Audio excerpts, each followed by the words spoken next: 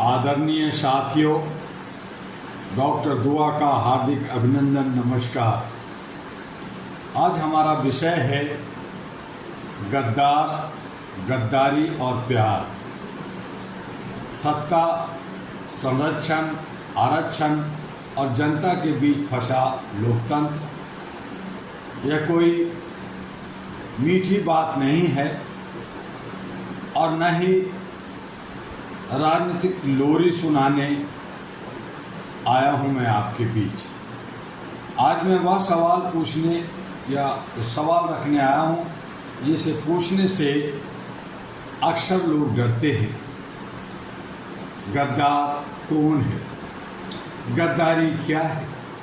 और हम गद्दारी करने वालों से आखिर कब तक प्यार करते रहेंगे?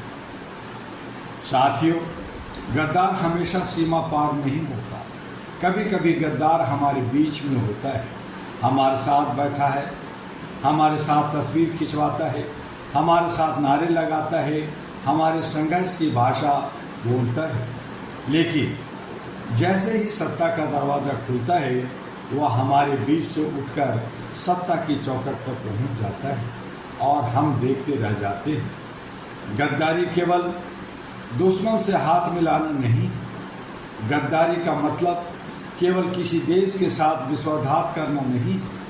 राजनीति जीवन में गद्दारी का एक और खतरनाक रूप है अपने सिद्धांतों से गद्दारी, जनता के विश्वास से गद्दारी, संविधान की भावनाओं से गद्दारी और अपने संघर्ष को निजी लाभ के लिए बेच देना। जो व्यक्ति जनता के सामने सत्ता का विरोध करे लेकिन पर्दे के पीछे उसी सत्ता से अपना संरक्षण, अपना लाभ, अपनी पहुंच और अपनी सुविधा तलाशे, उसे जनता को सवाल पूछना चाहिए। आप जनता के साथ हैं या सत्ता के साथ? दो नावों की राजनीति कब तक? आज कुछ लोगों की राजनीति देखिए, एक पैर जनता में, दूसरा पैर सत्ता में। जनता के सामने हम संघर्ष करेंगे और सत्ता के सामने हम आपके साथ हैं। जनता के सामने क्रांति, सत्ता के सामने विनम्रता। यह कैसी राजनीति है? यह विचारधारा है या अवसरवाद है? यह संघर्ष है या सुविधा? यह जनता की सेवा है या व्यक्तिगत सुरक्षा? मेरे दोस्त, मेरे साथियों, दो नावों पर पैर रखने वाला व्यक्ति कुछ समय तक संतुलन बना सकता है लेकिन इतिहास में हमेशा के लिए नहीं टिक सकता। आरक्षण पर भी ईमानदार सवाल जरूरी है और बनता है। आज मैं एक संवेदनशील विषय पर भी बात करना चाहता हूं और वह है आरक्षण, रिजर्वेशन।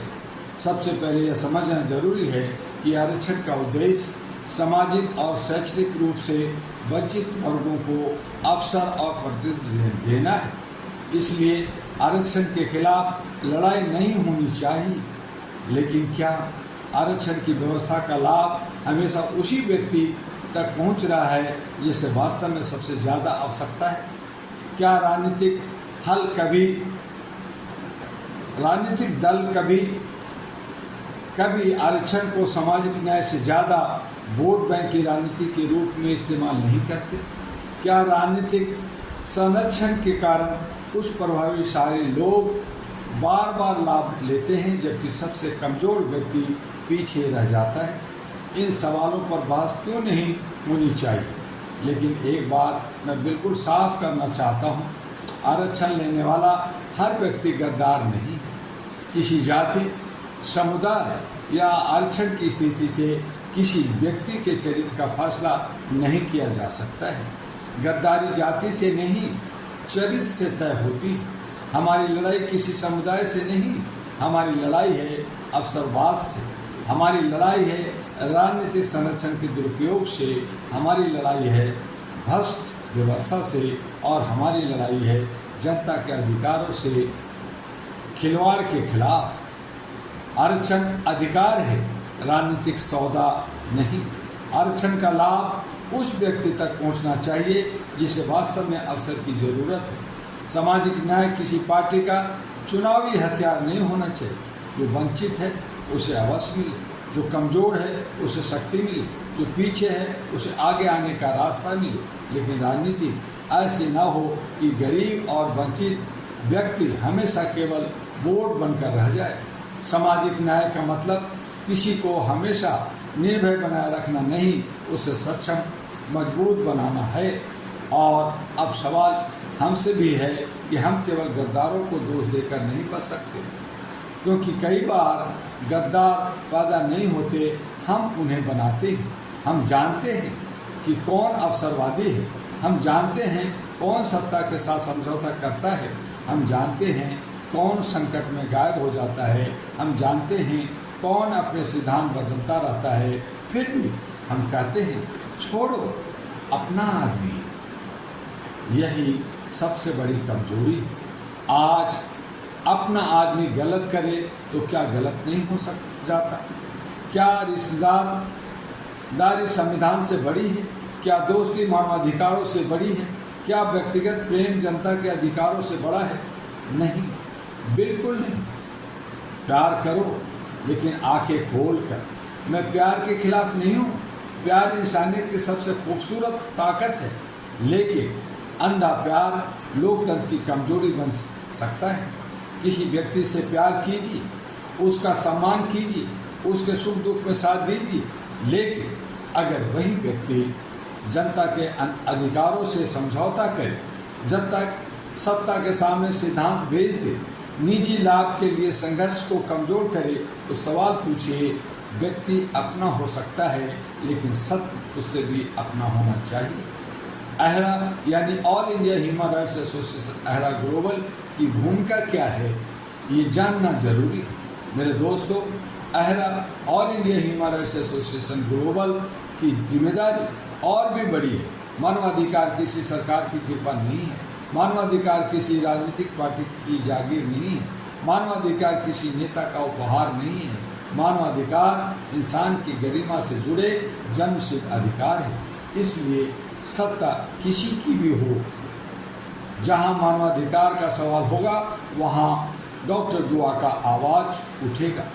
सरकार अपनी हो या विपक्ष की, गलत गलत रहेगा। व्यक्ति अपना हो या पराया, अन्याय अन्याय रहेगा। अहरा यानी All India Human Rights Association AHRA का सिद्धांत व्यक्ति नहीं, मानव गरिमा है। पार्टी नहीं, मानवाधिकार है। सत्ता नहीं, न्याय है। हम सरकार विरोधी नहीं, अन्याय विरोधी हैं। यह भी स्पष्ट होना चाहिए। लोकतंत्र का मतलब यह नहीं कि हर बात में सरकार का विरोध किया जाए। अच्छा काम हो, स्वागत है। जनहित की नीति हो, समर्थन है। गलत नीति हो, सवाल होनी चाहिए। जन विरोधी निर्णय हो, विरोध होना चाहिए। यही लोकतांत्रिक रास्ता है। हमें सत्ता का दुश्मन नहीं बनना, हमें अन्याय का दुश्मन बनना है। जनता की सहनशीलता को कमजोरी मत समझिए। भारत की जनता बहुत सहनशील है। वह माफ़ करती है, फिर विश्वास करती है, फिर धोखा खाती है, फिर उम्मीद रखती है। लेकिन याद रखिए, जनता की चुप्पी उसकी कमजोरी नहीं। जिस दिन जनता ने सवाल पूछना शुरू कर दिया, कुर्सियां हिलेगी। जिस दिन युवा ने हिसाब मांगना शुरू कर दिया, राजनीतिक समीकरण बदलेगी। जिस दिन नागरिक ने कहा पहले जवाब फिर वोट, उस दिन लोकतंत्र की असली ताकत दिखाई देगी। अब नया राजनीतिक पैमाना क्या चाहिए? अब सवाल यह क्यों नहीं होना चाहिए वह हमारा आदमी है, सवाल होना चाहिए क्या वह सही आदमी है या नहीं, वह किस पार्टी में है, बल्कि जनता के लिए उसने क्या किया या नहीं, उसे सत्ता से कितना लाभ मिला, बल्कि जनता को उसने कितना न्याय दिलाया या नहीं, वह मेरा रिश्तेदार है। बल्कि ये सवाल होना चाहिए क्या वह संविधान और मानवाधिकारों के प्रति ईमानदार है। और अंत में मैं कहूँगा, कब तक मेरे साथियों, आज इस वीडियो के मार्फत से मैं पूछना चाहता हूँ, कब तक हम गद्दारी को दोस्ती का नाम देंगे? कब तक अवसरवाद को राजनीतिक साझेदारी कहेंगे? कब तक सत्ता का संरक्षण लेने वालों को संघर्ष का चेहरा बनाएंगे? कब तक आरक्षण और सामाजिक न्याय को केवल चुनावी गणित में बांटेंगे? कब तक हम किसी को सिर्फ इसलिए बचाते रहेंगे क्योंकि वह अपना है।